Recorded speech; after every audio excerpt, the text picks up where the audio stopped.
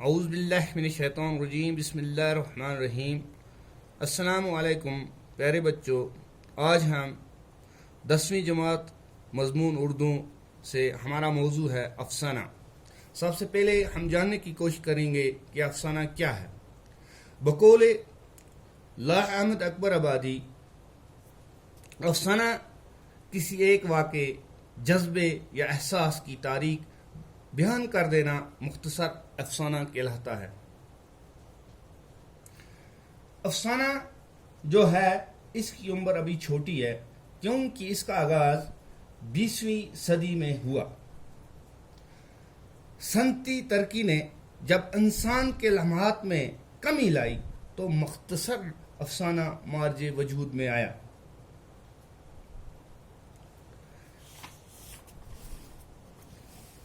افسانہ جو ہے، مختصر افسانے سے مراد ہے ایسی نثری کہانی جس میں کوئی ایسا واقعہ بیان کیا گیا ہو جس کی ابتدا ہو، ارتقا ہو اور خاتمہ ہو، اور جو زندگی کی بصیرت میں اضافہ کرے۔ اب افسانے جو ہے، افسانہ اس کا آغاز جو ہے یہ بے حد تاثر کے ساتھ پیش کیا جانا چاہیے۔ اس کی ابتدائی سطریں جاذب ہوں، پرکشش ہوں، اور اس کا وصف جو ہے ایک ایسا موڑ ہوتا ہے جس میں انجام کا جواز پیدا کیا جاتا ہے۔ خاتمہ ایسا ہو کہ گو قاری کو، یعنی پڑھنے والے کو غور و فکر کرنے پر مجبور کر دے، غور و فکر کرنے پہ مجبور کر دے۔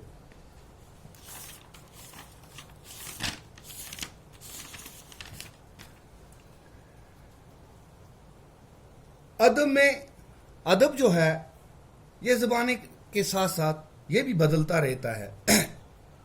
دنیا کی ہر شے کی طرح ادب بھی حالات اور زمانے کے تقاضوں کے ساتھ بدلتا رہتا ہے۔ اس میں قصہ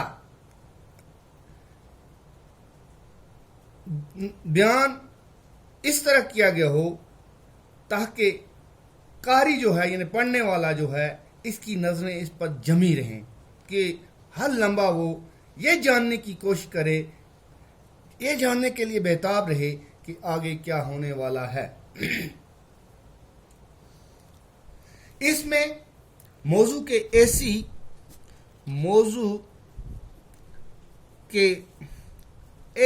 ایسے روپ کی تلاش ہونی چاہیے جیسے لکھنے اور پڑھنے میں کم جگری کرنی پڑے۔ اس تلاش کے نتیجے میں مختصر افسانہ وجود میں آیا۔ افسانہ جو ہے یہ مختصر ہوتا ہے، اس میں پوری زندگی پیش کرنے کی گنجائش نہیں ہوتی۔ اس میں زندگی کے کسی ایک پہلو، کسی ایک رخ اور کردار سے سروکار ہوتا ہے۔ اس کے جو اجزاء ترکیبی ہوتے ہیں وہ لگ بھگ ناول سے ملتے جلتے ہیں۔ اجزاء ترکیبی یہ ناول سے ملتے جلتے ہیں، مگر چونکہ افسانہ جو ہوتا ہے اس کا پیمانہ چھوٹا ہوتا ہے، اس لیے ان کے برتنے کا انداز بدل جاتا ہے۔ جیسے نمبر 1، پلاٹ۔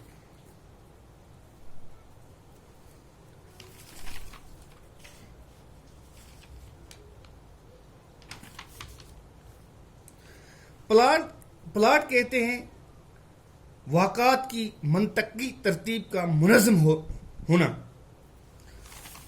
اس کا جو پلاٹ ہوتا ہے، اچھے افسانے کی شناخت یہ ہے کہ اس میں ایک لفظ بھی غیر ضروری نہیں ہونا چاہیے، کیونکہ ایسے افسانوں میں جھول پیدا ہو جاتا ہے اور قاری کی توجہ، یعنی پڑھنے والے کی جو توجہ ہوتی ہے، وہ جو اس میں مرکزی خیال ہوتا ہے اس پر مرکوز نہیں رہتی، ہٹ جاتی ہے، اکتا جاتا ہے وہ۔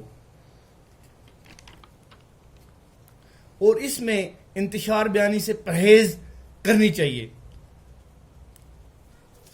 دوسرا جو اس کا ہے وہ ہے کردار.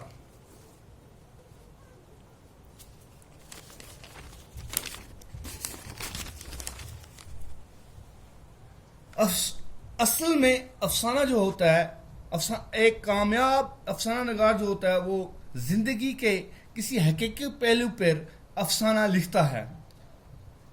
افسانے کا پیمانہ جو ہے وہ مختصر ہونا چاہیے. مختصر ہونے کے سبب افسانہ نگار کی دشواریاں جو ہوتی ہیں وہ زیادہ ہوتی ہیں. افسانہ نگار کردار کا کوئی ایک پہلو جو ہوتا ہے اس کو کامیابی کے ساتھ پیش کر سکتا ہے. افسانہ نگار اس کو بڑی محنت کر کے کردار کو اس طرح تراشتا ہے کہ وہ قاری کے دل میں گھر کر سکے، تاکہ قاری جو ہے اس طرح افسانے میں دلچسپی لے، اس طرح اس کے ساتھ چپک جائے جس طرح مقناطیس لوہے کے ساتھ چپک جاتا ہے. دوسرا یہ کہ ناول کے مقابلے میں افسانے میں کردار کے ارتقاء دکھانے کی گنجائش کم ہوتی ہے. جیسے پریم چند کے افسانہ جو ہے نمک کا دروگا یا منٹو کا نیا قانون اس کی اچھی مثالیں ہیں. تیسرے نمبر پہ آتا ہے نقطۂ نظر.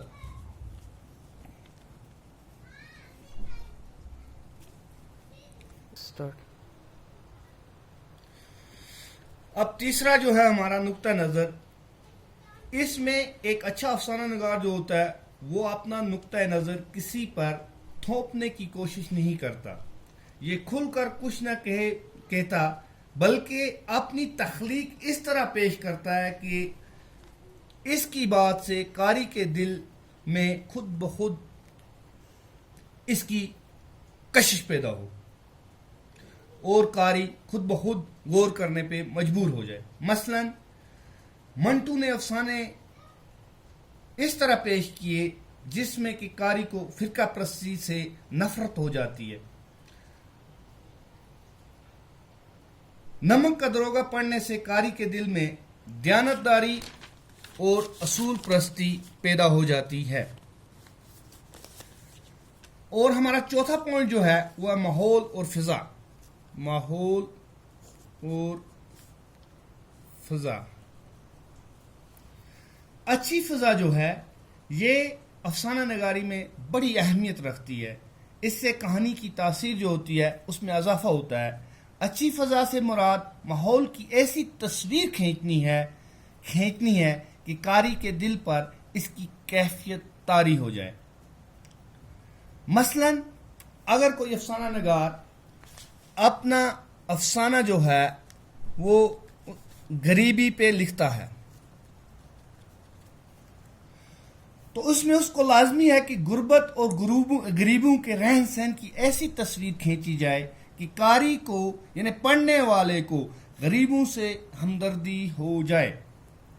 اب ہمارا اگلا پوائنٹ جو ہے وہ اسلوب. اسلوب کہتے ہیں طریقے کو.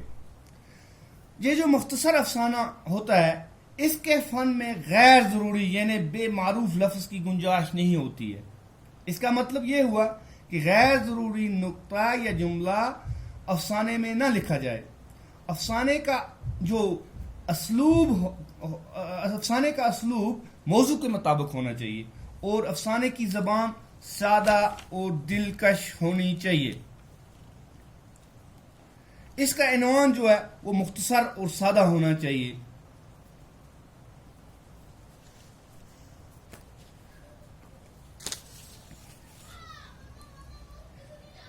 منشی پریم چند نے افسانہ نگاری کو مقام عروج تک پہنچایا. 1907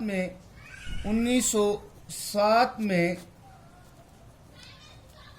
ان کے افسانوں کا پہلا مجموعہ سوز وطن شائع ہوا.